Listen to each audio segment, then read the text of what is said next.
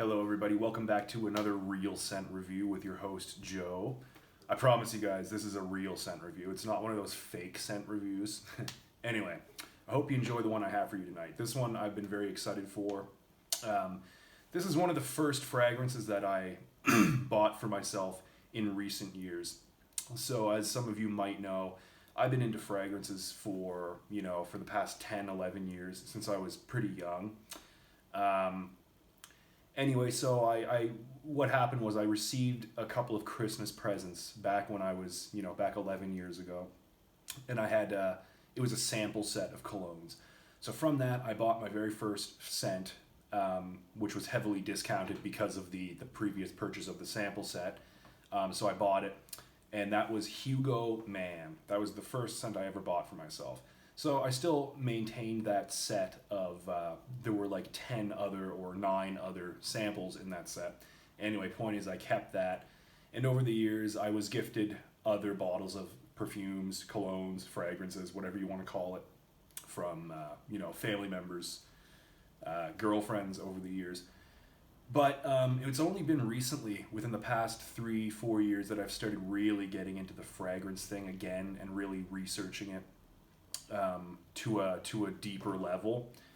And since then, the first fragrance that I bought for myself was this one, and so obviously it holds a special place in my heart. It's Prada L'Homme. So I'm going to start with the bottle now. I really enjoy this bottle here. The front is just translucent glass. It's got the nice, silver cap here, and on the back, it's got a plasticky kind of grip. It's textured here. I think it's really nice. Just one of the coolest looking bottles, in my opinion, that I have. Gonna go ahead here and waste a spray for you guys. Very heavy spray. Very heavy, kind of, as you notice, it comes out and kind of just sinks down immediately. So, this is marketed for men. However, I will say right off the bat, if what you're looking for is just a brute, raw, masculine, powerful scent, this is not it. This is on the softer side of things. It's on the sweeter side of things. At the same time, it's not a gourmand. It doesn't have heavy notes of vanilla, tonka bean, or bubblegum sweetness, added to it, like a lot of Paco Rabanne fragrances with the cooler weather, for example. Although this is on the sweet side, definitely. It's a cleaner type of warmth and sweetness, and I'll explain what I mean by that. So this is a floral fragrance, right? It's a masculine floral fragrance. Although, having said the masculine part, it's not, like I said, it's not really raw and powerful or loud. It's first of all, it opens up with neroli, which is a bitter orange. So in this particular one, there's very little bitterness. It's mostly it's kind of a sweet neroli. Like if you really inhale deeply, you can sense the bitterness of the neroli. But on the top, just kind of smelling it in passing, it's kind of more of a sweetness. Although it's not creamsicle sweet, like Chanel Allure Homme Sport, for example. It's kind of like a slightly bittered version of that, so it's not super sweet, but at the same time, it's also not bitter. Anyway, that's the neroli that you get in the opening, and of course, there's a little bit of cardamom to add another bit of kind of spicy sweetness. Now, this is not overly spicy at all. It's just those two top notes kind of combined to give it a sweet, slight spice. But right off, after the first 30 seconds, the violet note becomes very prominent, and that's what this scent is known for, is the violet. Right, so the violet gives it a sort of powdery accord. It gives it sort of a powdery feeling.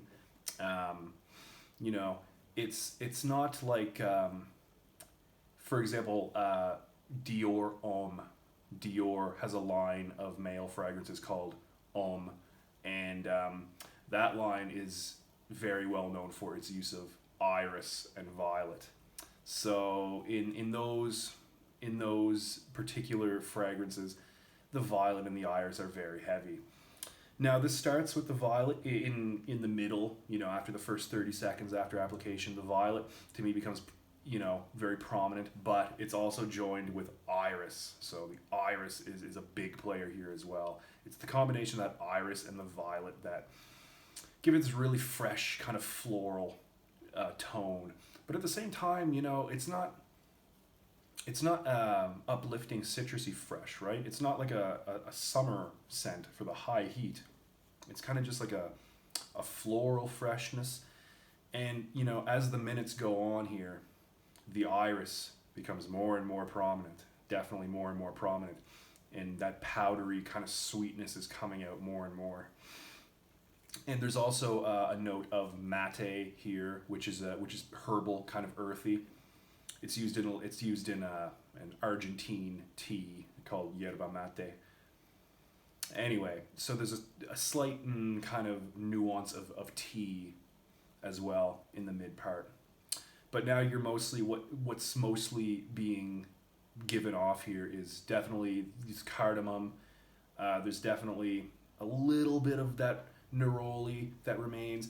But now it's being almost all overpowered by the iris and the violet. So again, that sweet kind of floral powderiness with a little bit of the tea in the background. And later on, towards the end of the dry down, it gives off a slight, woodiness, a nondescript woodiness. I would compare it to like a very light cedar. And there's some amber in there as well to give it that warm, kind of slightly creamy woodiness in the end there. So all in all, what we're dealing with here is, it's definitely a sweet scent, but like I said, it's not gourmand. It doesn't remind you of a cake or something that you would want to eat, right? It's kind of just like sweet, like nondescript kind of sweetness. And there's also the powderiness from the violet and the iris, which I mentioned, which give off, in this instance, more of a fresh vibe as opposed to Dior Homme, which gives off more of a makeup-y, lipsticky, sweet vibe, right? So same ingredients, but they give off two different kind of feelings, two different scents almost. Now, I will say this is not an extremely complex fragrance here. In fact, it's very linear, and it's very simple. It's not that it's subdued necessarily, but at the same time, it's not very loud, and it's certainly not offensive. If I could sum this up in one word, Prada L'Homme, it would be clean. It's just very clean. Although it does lean towards the sweeter side, it's just very clean. Like, if I could give an example here, just picture a really expensive fabric softener. That's kind of the vibe that you'll get from this. Although you can tell, it's very high quality. It's not, it does not smell synthetic.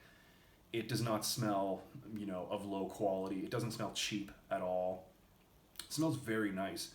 It's just, it's not complex, right? It's just clean and floral, which is why I think the versatility on this is just through the roof, especially in the cooler months. So this would work best in the fall weather, especially at night.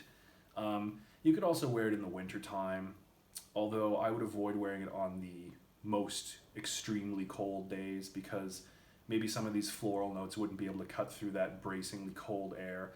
I would also avoid wearing it in the high summer heat because, like I said, it does lean on the sweet side of things, ever so slightly. But it's got the sweetness and the freshness at the same time. Very warm, very inviting, it's very alluring, and it's so clean, It almost gives off, like I said, fabric softener, or you could compare this to like a really high-end, high-quality soap, for example. Just an excellent fragrance here. Like I said, it's not overtly masculine. I could see maybe some females pulling this off. I will tell you the compliment factor on this is really, really high. Every time I wear this, I get so many compliments from so many different types of people. It's like, if I want to go out in public and just get compliments, this is definitely in my top 5 choices, right? If compliments are all I'm looking for. I also like smelling this, through the day on myself. It's just a really pleasant scent. If there was a category called least offensive fragrances, this would be near the top of that list. It's great. You can wear this in almost any scenario in the cooler weather,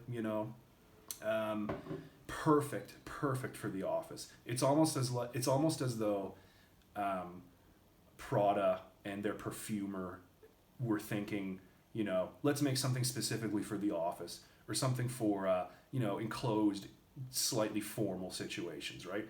This almost could be called Prada Office, to be honest. It's ideal for the office. You could wear this in any professional setting, casual or formal. I've smelled this on certain doctors and nurses, and I've also been complimented on by certain doctors and nurses. A few times I've worn this to, hospitals over the years, as well as many other places. But yeah, the compliment factor on this is through the roof. Just a very nice, pleasant, clean scent. You just can't go wrong wearing this.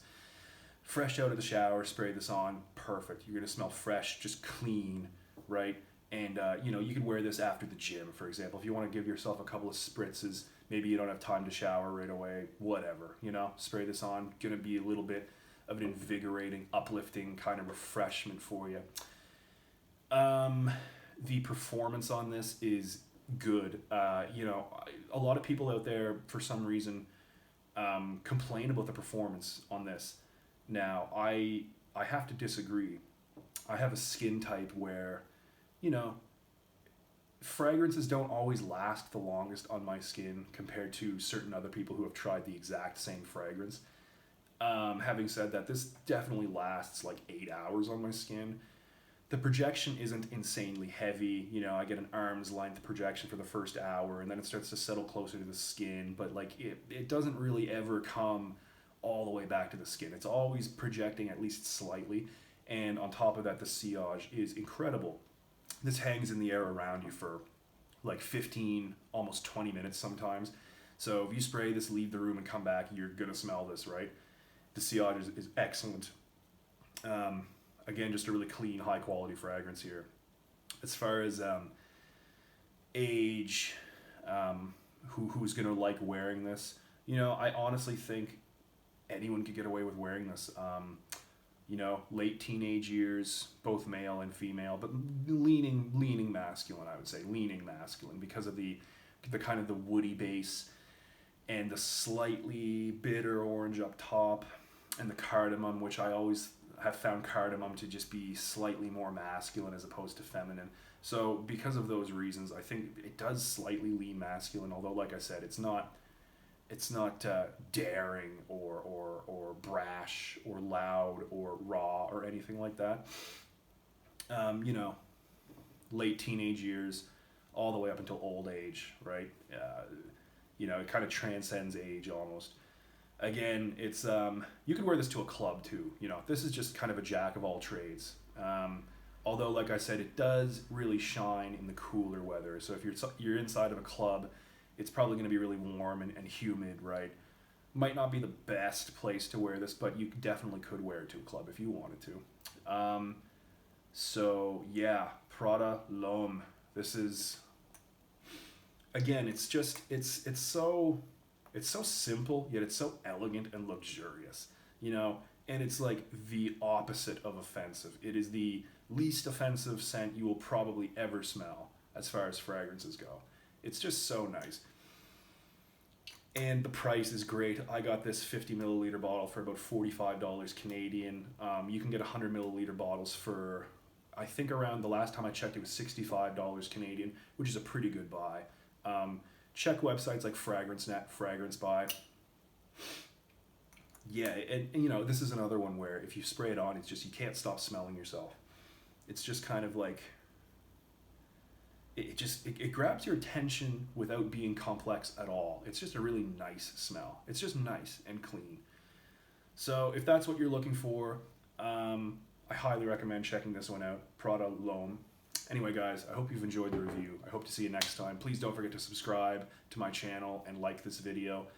Also, press that bell so you can receive notifications anytime I release new material. All right.